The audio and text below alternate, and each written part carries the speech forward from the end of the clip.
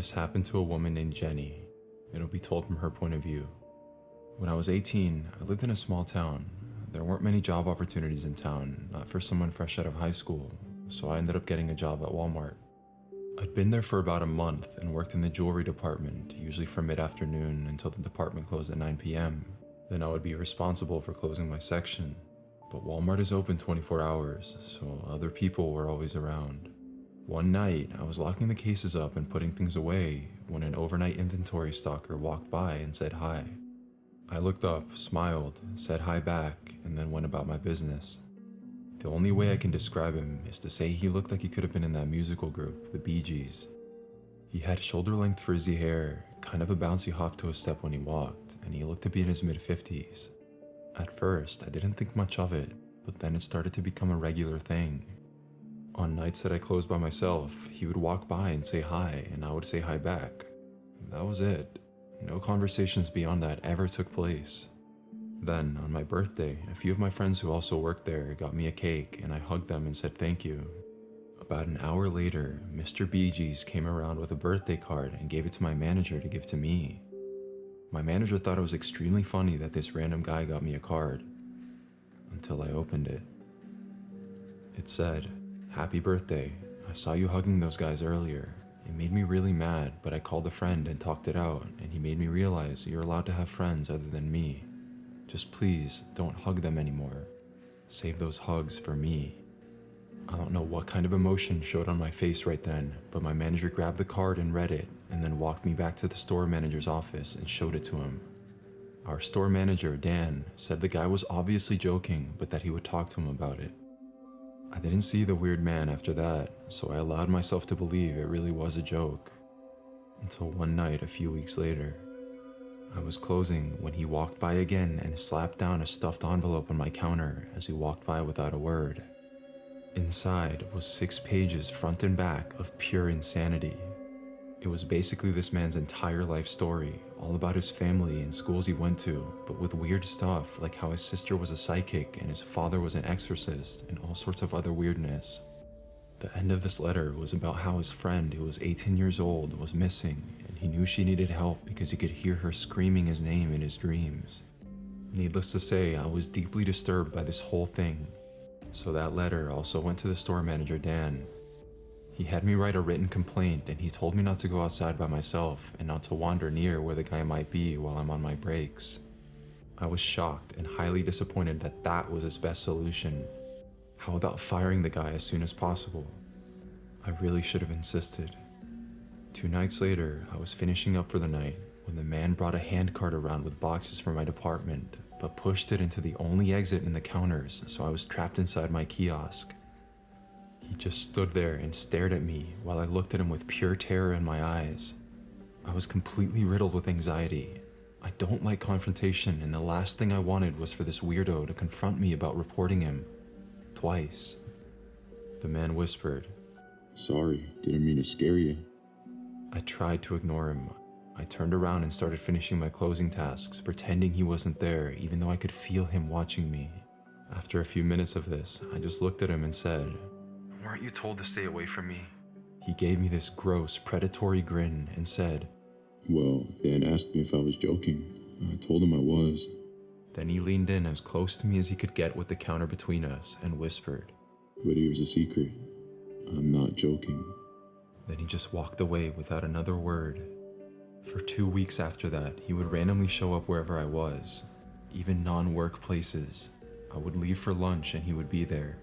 I would go to the mall and he would be there.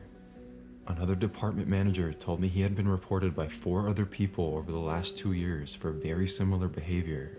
So again, I went to my store manager, Dan, who told me the guy was harmless and maybe had a little bit of a crush. I told him that was ridiculous. This predator was in his 50s and I was 18 and 19 years old during this. But I could see nothing was going to change, so a week later, I gave my notice and quit. About 13 years after all of this, I checked in on some friends who still worked there, and somehow, to my horror, this creep still works there. Part of me wants to go confront the whole situation so he doesn't do this to another young woman, but even thinking about it gives me massive anxiety.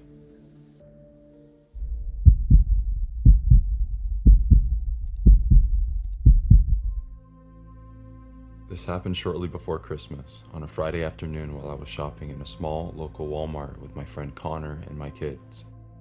I absolutely loathe holiday crowds and wouldn't have even bothered to go if I wasn't in dire need of groceries. But there I was in the pharmacy section with both my kids in the pushcart while my friend was in a different section answering a work call on his cell.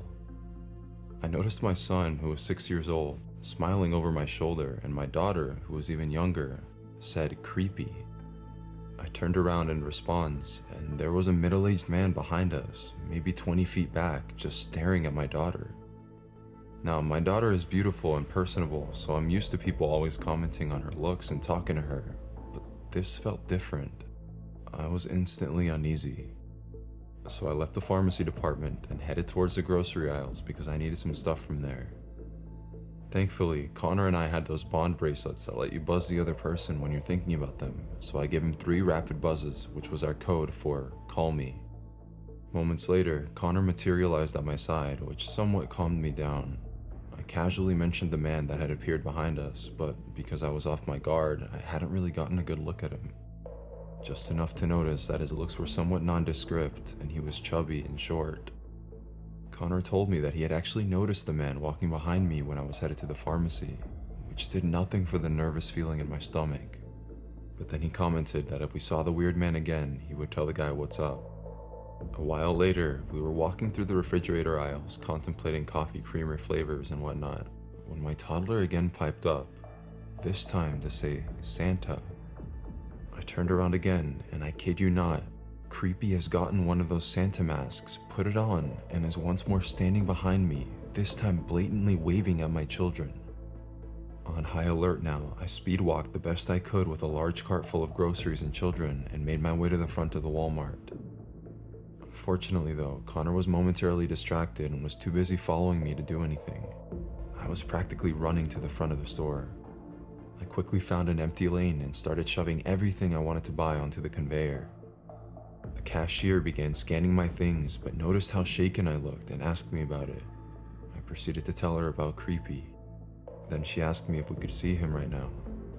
So Connor, who was relatively tall, began to scan the store for Creepy and said he was standing by the exit. Our cashier alerted a manager, but at this point, we just wanted to get out of there relatively unbothered and go home.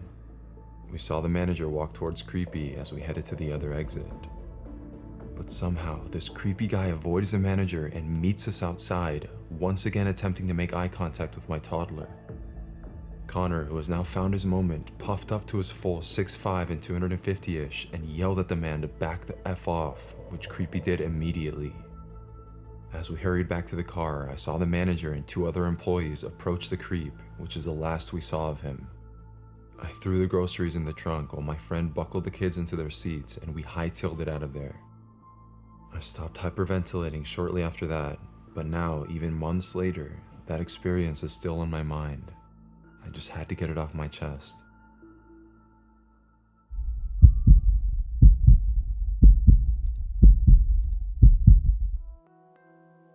This story happened to a female Reddit user. I'll tell it from her point of view. About 25 years ago, I worked the graveyard shift in cybersecurity. One night, I had caught up with my night's work but was unable to back up the work I had done, so I decided to clock out and drive to Walmart to buy a box of new floppy disks. You have to remember, 25 years ago, we had no cloud storage, no USBs, we were still using floppies for backup, and most of us didn't have a cell phone yet. Compared to the technologies of the modern day, it was a primitive time.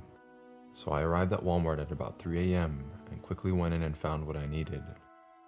After, on a whim, I decided to visit the toy department as it was early November and I wanted to brainstorm some Christmas gift ideas for my son and nieces and nephews. But while I browsed, I felt someone watching me. I looked around the section and there were 3 men nearby, all of whom were staring at me. I looked at them long enough to remember their appearances in my mind and went on looking at toys. I was really in no hurry. I was off the clock and wouldn't need more than a few minutes to back up my work after I got back to the office, so I continued to look around. But every time I looked over my shoulder, those 3 guys were close by and watching me. After the second time, alarm bells were going off in my head. The three men honestly looked repulsive, and their eyes were cold and hard. What alerted me the most, though, was the way they were dressed, much too warmly for the weather that night. It was about 55 degrees outside, yet these guys were in heavy coats suitable for sub-freezing temperatures, and they had them buttoned to their necks inside the store. I was trying not to be paranoid, but the only reason I could think of for that was that they were hiding weapons beneath those coats. At this point, I was way too disturbed to continue shopping. I headed towards the cash registers, thinking that if no one else left the store when I did, I would ask the cashier to call security and request an escort to my vehicle. As I reached the register, I saw my three stalkers standing just inside the doors. They whispered among themselves for a brief moment, and then they exited the store. As I was paying, a couple lined up behind me. I had seen them shortly before I neared the register, and they didn't seem to be paying any attention to me. After I paid, I moved to the area between the registers and the exit doors and stood waiting for the couple. I tried to be natural about it, fiddling with my buttons, blowing my nose, but when they moved towards the doors, so did I, staying just a few steps ahead of them. I had parked pretty close to the store, so thankfully I reached my vehicle quickly. I did a quick scan around the parking lot and noticed to my horror that the stalkers were sitting in a car that was parked nose to nose with my pickup truck. I just quickly locked the doors and then kept my eyes right on them. The couple I had used as my unwitting escorts walked past us and got into a car a few spaces away. Then they left. After about a minute or two, the driver said something to the others, started the engine, and pulled away. I watched them as they slowly left the parking lot, then ascended the nearby interstate highway overpass and took the entrance ramp. Only then did I start my engine. I continued looking around as the engine warmed. I was extremely paranoid at this point. A minute later, I started driving along the street for a couple of miles, making a point not to get on the interstate. And then, still driven by paranoia, I pulled into a dark lot behind a strip mall, turned off my lights and engine, and waited, watching the few vehicles that passed closely. I wanted to be certain that I would not lead those guys to my office building, which was isolated and, at that hour, usually deserted except for me. After I felt myself calm down, I restarted the truck and returned to work. Keep in mind, I am a female, but I'm almost 6 feet tall too and weigh about 175 pounds. I know that my size has protected me from a lot over the years, but thankfully, I was also armed that night. I carried a loaded Smith & Wesson revolver, but still, I honestly probably would have been no match for 3 determined assailants with weapons of their own. After this experience, anytime I get a gut feeling about something, I try to trust my instincts. About 3 months later, my husband and I were watching the local evening news, and they showed photos of 2 of the stalkers. Apparently, they were wanted for armed robbery and assault.